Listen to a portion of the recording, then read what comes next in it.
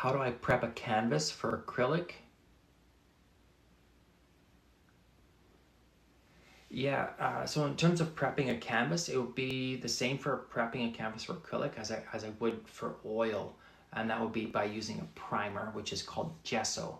I happen to paint on black gesso. You can see here. Most gesso is white, but you can get clear and black gesso.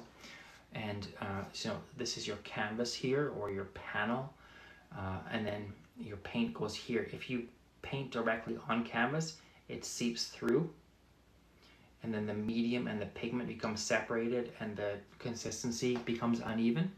So you put a layer of primer on, it's like a barrier, and then when you paint on top, the oil sits on top of the barrier. It doesn't go through like that. So acrylic and oil would be the same way to prepare. So ideally, and you don't have to do this, but ideally you would gesso your canvas once, and then you would take a fine sandpaper and you sand it down.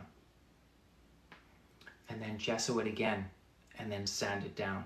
And then gesso it again and sand it down. 3 times is kind of the magic number, and that will give you a really smooth surface to work on. There are some artists that, Richard Beckman, a famous photorealist, he would have his assistants gesso and sand 30 times, and it was incredibly smooth. It was like glass. But yeah, 3 is kind of the industry standard. It just takes a lot of the bite out of that tooth, because canvas or linen is woven. It's like this, right? So it's quite bumpy. Burlap would be the extreme of that, but this really bumpy surface like this, when you gesso it and then sand it, you're gradually smoothing it out, but you still want a little bit of tooth there for the paint to hold on to.